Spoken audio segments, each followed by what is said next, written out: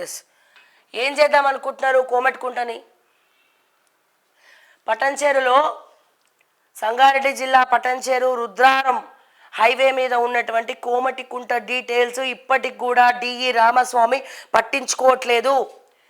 ఎవడి కనుసన్నల్లో అక్కడ కడిలు పాతినారు, ఎవరి కనుసన్నల్లో ఇసుకని నింపినారు, మట్టిని నింపినారు. ఎందుకు పూడికలు ఇంకా తీస్తలేరు మీరు? ఎవడెవడికి అమ్ముడు పోయిండు? అప్పనంగా ఎవరు మింగుతున్నారు? మీరు ఎందుకు ఇది చెరువు, ఈ సర్వే నెంబర్ చెరువు, ఈ సర్వే నెంబర్ ఇది, ఈ సర్వే నెంబర్ అది అని చెప్పి ఎందుకు మీరు మెన్షన్ చేయనటువంటి పరిస్థితి? ఎందుకు మీరు హ్యాండ్ ఓవర్ చేసుకోలేనటువంటి పరిస్థితి, దుస్థితి అని చెప్పి అడుగుతా ఉన్నా నేను. చిల్లపల్లి గ్రామానికి అరుదైన గుర్తింపు. జాతీయ పంచాయతీ అవార్డులు 2024కు ఎంపిక. 11న రాష్ట్రపతి ద్రౌపది ముర్ము చేతుల మీదుగా అవార్డులు, 70 లక్షల బహుమతి అందజేత. దేశవ్యాప్తంగా 27 గ్రామ పంచాయతీలను ఎంపిక చేసుకున్న కేంద్ర ప్రభుత్వం. వాటిలో తెలంగాణ నుండి పెద్దపల్లి జిల్లా చిల్లపల్లి గ్రామానికి ఎంపిక చేసిన కేంద్రం. ఇక్కడ ఇంకోటి చూస్తే, బడంగపేట మున్సిపాలిటీ ప్రభుత్వ అధికారి ముసుగులో దొంగలు, అంతులేని ఆర్కే బిల్డర్స్ అవినీతి అక్రమాలు, సామాన్యులను తడిగుడ్డతో గొంతుకోస్తున్న ఆపేవారే లేరా? యుఎల్సి భూమి దొంగ లేఅవుట్, తప్పుడు ఎల్ఆర్ఎస్, ఏకంగా మున్సిపల్ అనుమతులతో అక్రమ నిర్మాణాలు, నాలా కన్వర్షన్ కాకుండానే రిజిస్ట్రేషన్లు, దొంగ ఎల్ఆర్ఎస్ కాపీలు పెట్టి నిర్మాణ అనుమతులు, మున్సిపల్ రెవెన్యూ లాంటి చట్టానికి తూట్లు పొడుస్తున్న బడంగపేట్ ప్రభుత్వ అధికారులు. సబ్ రిజిస్ట్రార్, టీపీఓ, మున్సిపల్ కమిషనర్పై చర్యలు ఎక్కడ? ఫిర్యాదులను తొక్కిపెట్టిన బడంగపేట్ మున్సిపల్ కమిషనర్ సరస్వతి. దొంగలతో దోస్తీ గట్టి అవినీతిని ప్రోత్సహిస్తున్న పరిస్థితి. కోట్ల రూపాయల ప్రభుత్వ పన్ను సొంత జేబుల్లోకి మళ్లించుకుంటున్న అవినీతి అధికారులు. Special task force incharge Rangareddy collector, RERA commissioner, MA and UD commissioner, municipal శాఖ మాత్యులు సీఎం రేవంత్ రెడ్డి దృష్టి సారించాలని చెప్పి చెప్తా ఉన్నారు. సో ఎల్ఆర్ఎస్లు ఉండవు, ఎల్ఆర్సీలు ఉండవు, ఎన్ఓసీలు ఉండవు, ఏముండవు. బల్ల కింద చేయబెట్టు పైసలు పట్టు, బల్ల కింద చేయబెట్టు పైసలు పట్టు. ఇక తిని తిని తిని అందరూ గవర్నమెంట్ అధికారుల దగ్గర నుంచి ప్రతి ఒక్కరు అట్లనే తయారైనారు. ప్రతి ఒక్కరు ఎంతమంది ఏరుకుంటా పోతారు, ఇట్లా ఎంతమంది మీద నిఘా పెట్టుకుంటూ పోతారు, ఎంతమంది మీద ఏరుకుంటూ పోతారు.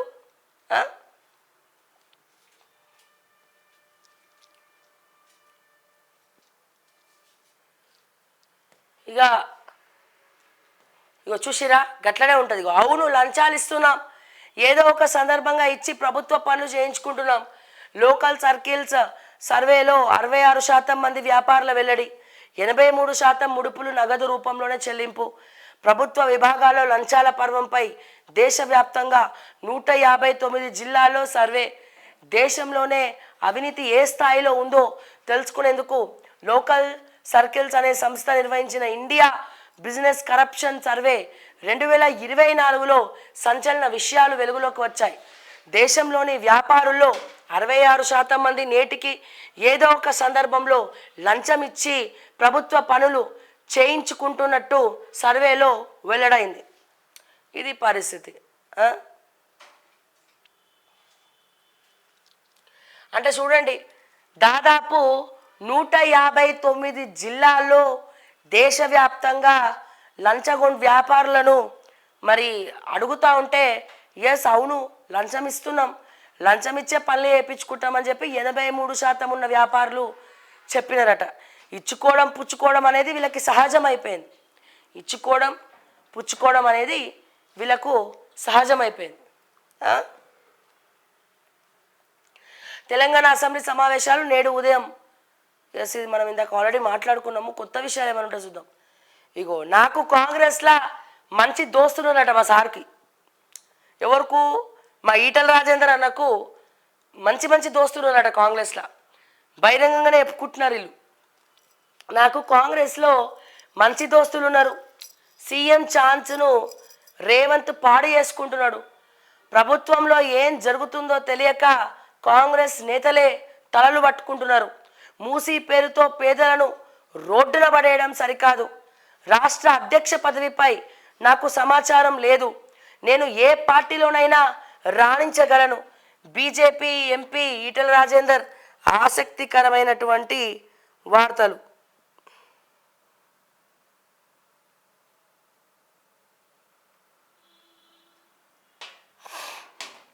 ఇగో చూడండి ఏమంటారు ఈటెల రాజేందర్ గారు. రాష్ట్ర రాష్ట్ర అధ్యక్ష పదవిపై నాకు సమాచారం లేదు. నేను ఏ పార్టీలోనైనా రాణించగలను అంటే దాని అర్థమైంది, అధ్యక్ష పదవి ఇవ్వకపోతే నేను ఇక్కడ ఉంటా, నేను పార్టీ మారిపోతా. ఓకే, ఇండైరెక్ట్గా ఏం చెప్తున్నారు మా సారు, మా ఈటెల రాజేందర్ గారు ఏం చెప్తున్నారంటే, నాకు కాంగ్రెస్లో కూడా దోస్తులు ఉన్నారు, వాళ్ళు ఏందో తలలు పట్టుకుంటున్నారు, పబ్లిక్ కూడా తలలు పట్టుకుంటున్నారు, ఇటు కాంగ్రెస్లో తలలు పట్టుకుంటున్నారు, ఏం జరుగుతుందో అర్థం కాక కార్యకర్తలు తలలు పట్టుకుంటున్నారు, మా ఈటెల రాజేందర్ గారు కూడా తలలు పట్టుకుంటున్నారు. కానీ బీజేపీ అధ్యక్ష పదవి గనక ఈటెల రాజేందర్కి ఇవ్వకపోతే నాకు ఏ పార్టీలోనైనా సరే నేను ఉండగలను అని ఆయన చెప్తున్నారు. అంటే దాని అర్థమైంది అధ్యక్ష, ఒకవేళ నాకు అధ్యక్ష పదవి గనక నాకు ఇవ్వకుంటే నేను ఏ పార్టీకైనా వెళ్ళిపోవచ్చు అని చెప్పి ఈటెల రాజేందర్ గారు క్లియర్గా చెప్తున్నారు. ఎందుకంటే ఈటెల రాజేందర్ గారికి అధ్యక్ష పదవి ఇద్దామంటే ఆర్ఎస్ఎస్ ఒప్పుకోవట్లేదు. సో బీజేపీలో మెయిన్ కీలక పాత్ర పోషించేది ఆర్ఎస్ఎస్ కూడా ఉంది. సో మన ఈటెల రాజేందర్ గారి ఆవభావాలకు ఆర్ఎస్ఎస్కు చాలా దూరం ఉంది, చాలా గ్యాప్ ఉంది. సో ఈయనకు అధ్యక్ష పదవి ఇవ్వాలని చెప్పి కొంతమంది బీజేపీ వర్గంలో అనుకుంటున్నప్పటికీ ఆర్ఎస్ఎస్ సపోర్టు మన సార్కు లేకపాయే. సో దానివల్ల జర క్లాషెస్ నడుస్తూ ఉన్నాయి ఇంటర్నల్గా. 4 పేర్లు వినబడతా ఉన్నాయి, ఒకటి రఘునందన్ రావు, ఒకటి ధర్మపురి అరవింద్, ఒకటి ఈటెల రాజేందర్ గారు, ఒకటి డీకే అరుణ గారు. రామచంద్రరావు గారి పేరు కూడా వినబడ్డది, కానీ మెయిన్ డీకే అరుణ గారి పేరు కూడా వినబడతా ఉంది. ఈటెల రాజేందర్ గారికి ఏమో ఆర్ఎస్ఎస్ సపోర్ట్ కొంచెం బలహీనంగా ఉన్నట్టు తెలుస్తూ ఉన్నది. సో ఈ నలుగురులో, ఎందుకంటే బీజేపీ ఒక 3 సంవత్సరాలు అధ్యక్షుడు పెట్టి మళ్ళీ మారుస్తారు. సో అందుకే 3 సంవత్సరాల తర్వాత మళ్ళీ ఎవరికి వాళ్ళ ఎలక్షన్స్ ఉంటాయి కాబట్టి అప్పుడు ఒక ఇంకా మంచి పర్సన్కి ఇద్దామన్న ఆలోచనలో ఉన్నారు.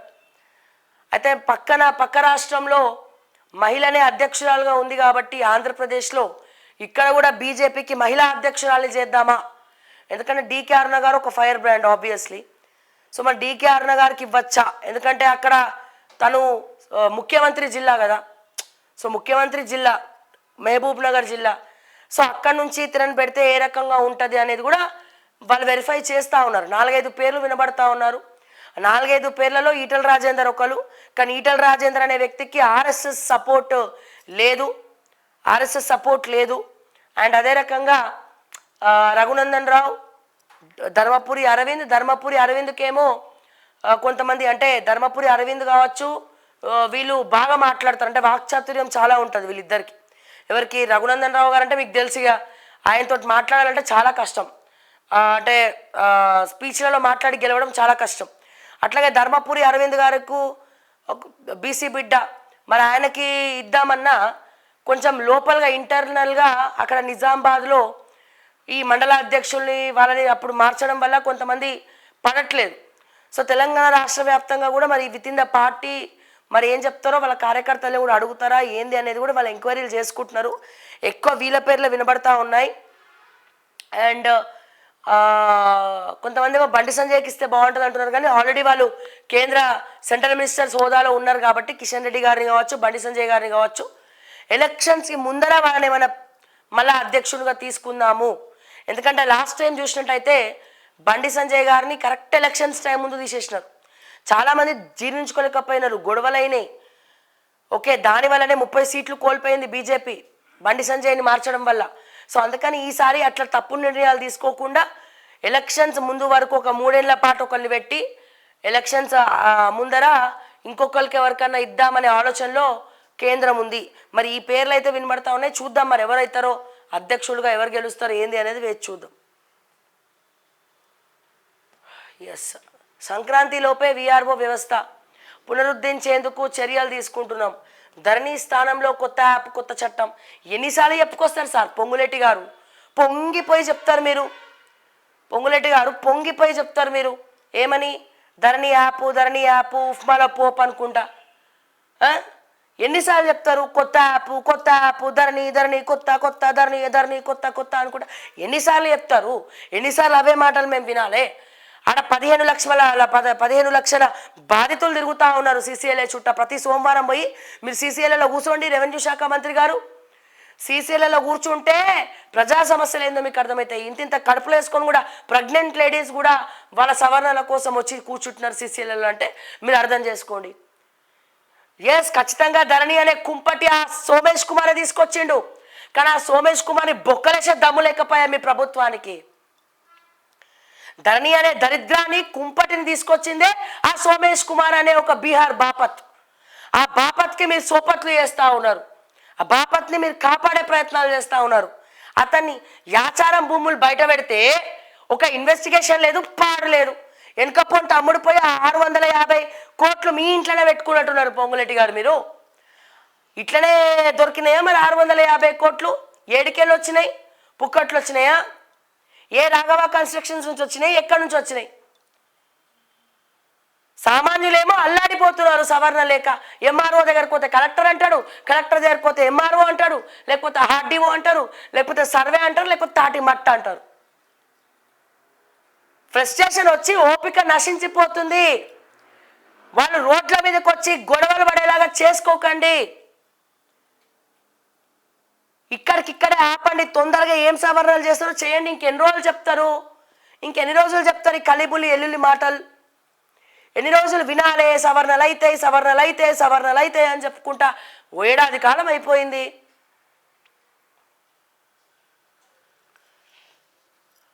ఓడినా బీఆర్ఎస్కు జ్ఞానోదయం కలగడం లేదు. ఫామ్ హౌస్ నుంచి తుగ్లక్ పాలన చేశారు మంత్రి పొంగులేటి.